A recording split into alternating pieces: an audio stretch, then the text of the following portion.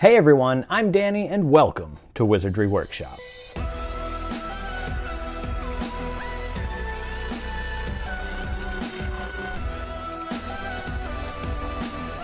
Today we're going to make a replica of the Magical Me book by Gilderoy Lockhart, and this is just, we're going to do the cover, and it was a movie prop, so if you've seen the movie, of course you have, you've seen the movie prop. Initially, I really wanted this to be an animated cover, so I got a little LCD screen and a Raspberry Pi and like a portable battery, and I was going to set this thing up so that the cover was animated, so that Gilderoy Lockhart was animated on the cover. However, I wanted that, if you watch the scene in the movie, you see him on the poster animated when the camera pans by these books, and I wanted that in particular clip so that I could loop it. I looked everywhere for just that actual video of Gilderoy Lockhart, and of course you can't find it anywhere. It's probably like locked up in Warner Brothers vaults somewhere. So I actually tried to grab that scene and pull it into Premiere Pro and like kind of transform and shape that part on the poster so that it is a square,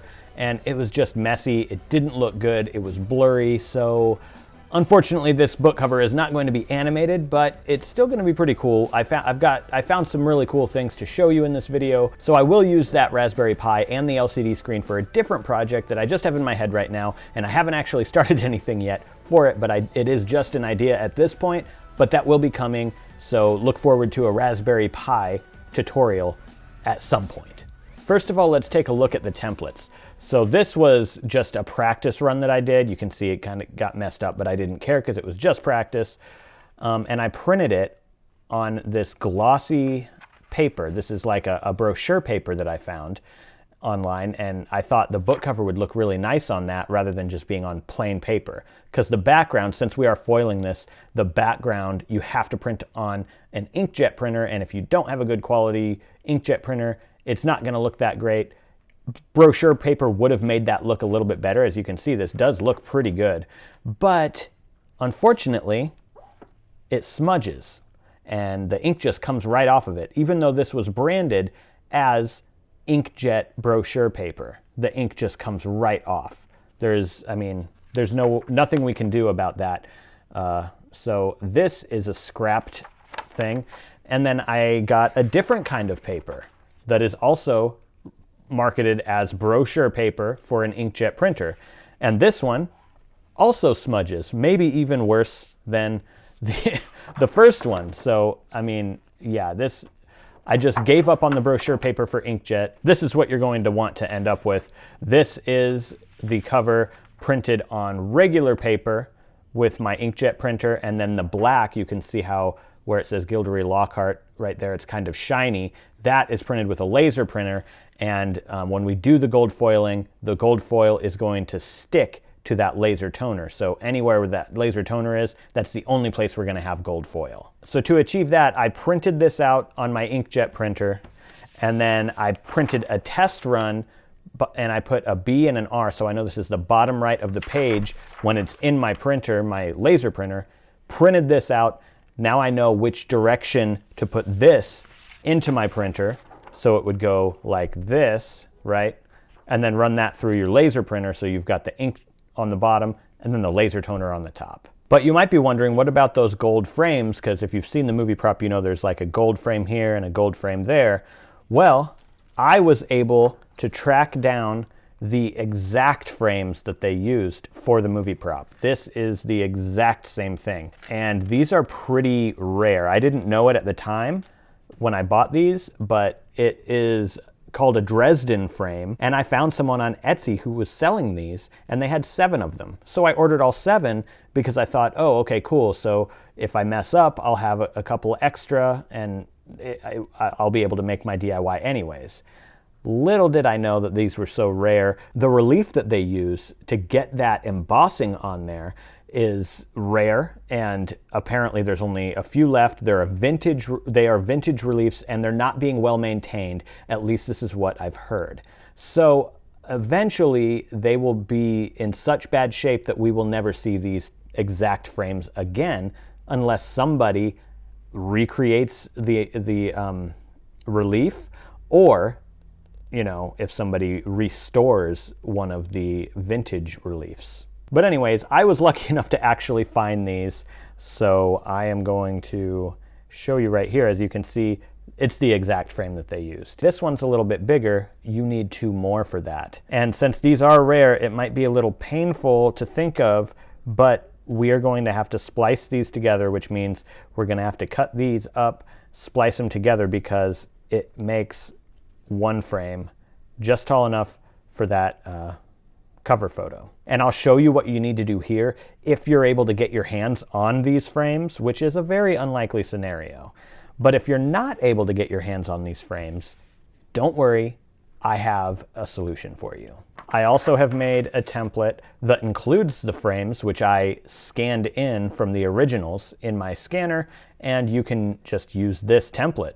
I also have a version that you can also gold foil the name and all the other parts that should be gold foiled. However, I think that might look a little weird if the frames are not also gold. If you want to try your hand at making one of these frames out of some type of gold cardstock or something so that yours can look more like the actual prop, I will be sharing the scans that I did for the templates here. And I will also be sharing some additional files and things like that on Patreon on a special post.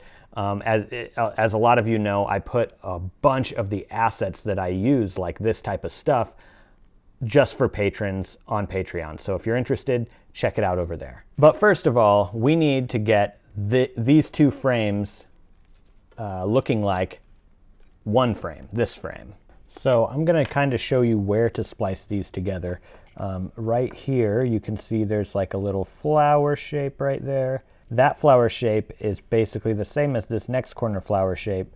It's just reversed or mirrored. So we're going to cut around those flowers a bit. As long as you're paying attention to what the image actually looks like right here, you'll be able to get it right. Just go ahead and do that. I'm using an X-Acto knife. You could also use one of these swivel cut blades if you think that'd be easier for you. But I found that for me, my preference is using the X-Acto knife. So we're going to go ahead and cut this up, splice these together, and if you're doing this, like I said, they are rare, so be extremely careful. So yeah, this is how you're going to do it. Just very carefully splice it together, constantly look at the original image, and let's go ahead and skip forward. I'm going to go ahead and splice this one together. When you think you're done with the splicing, go ahead and line it up on the book cover just to be sure you got it the way you want it. I don't know if MinaLima actually did this splicing or not. They probably had access to a larger frame, but upon comparing this to the actual movie prop and images of the book, this aligns up perfectly. So if there is a larger frame, this is what it looks like. So now that we're done with all that, let's set these delicate pieces aside and be careful not to rip them. And let's move on to cutting the book cover. So we're just going to trim off all the white, basically. Probably should have mentioned that I did print this on 11 by 17 paper. That's A3 paper, basically. So if you're going to print it, and do it exactly as I'm doing it right now, you want the 11 by 17 template, and you don't want the print preferences to do any type of scaling. So if your printer is usually set up in the preferences to scale to fit the page size, you don't want to do that. Print it at its full size.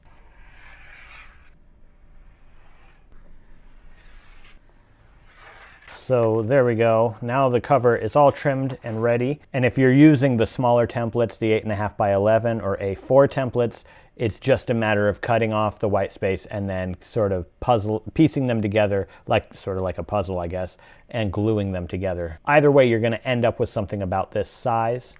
And then you're going to need the book. So it doesn't matter what this book is. I'm not doing anything exciting. This is just an old thesaurus that I found at Goodwill, but it was about the right size. It's sized to fit a 9.25 by 6 or 9 by 6. And then the spine is actually 1 5/8 inches. So if you want to find a book that is about that same size, but we're going to try and get the shape of this before we do the foiling.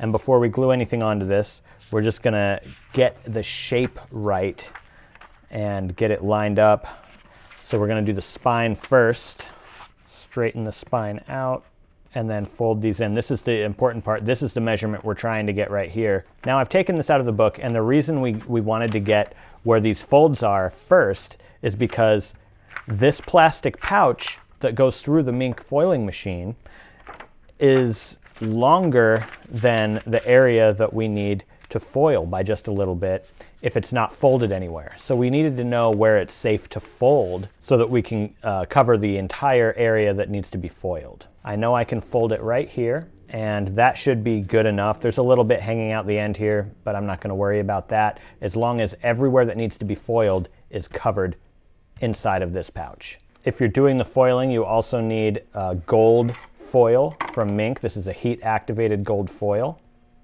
And if you don't have the foiling machine, just get the pouch, get the foil, and you can use like an iron to apply heat and press it a bit, and you'll be able to see it start sticking. And I'll show you what that looks like in just a minute. So go ahead and cut pieces out to cover up all the areas that need foil, and double check and make sure none of the toner is peeking out from behind any of that foil, because if you run this through, the toner will actually stick to the pouch. Go ahead and put this through, and then we just wait for this to come out the other side. Only takes a minute. Okay, so that just came out, and I'll show you what I mean by you can see it sort of sticking. Oh man, this might be a little hard to get on camera, but you can kind of see where the foil is starting to stick or has stuck to the toner.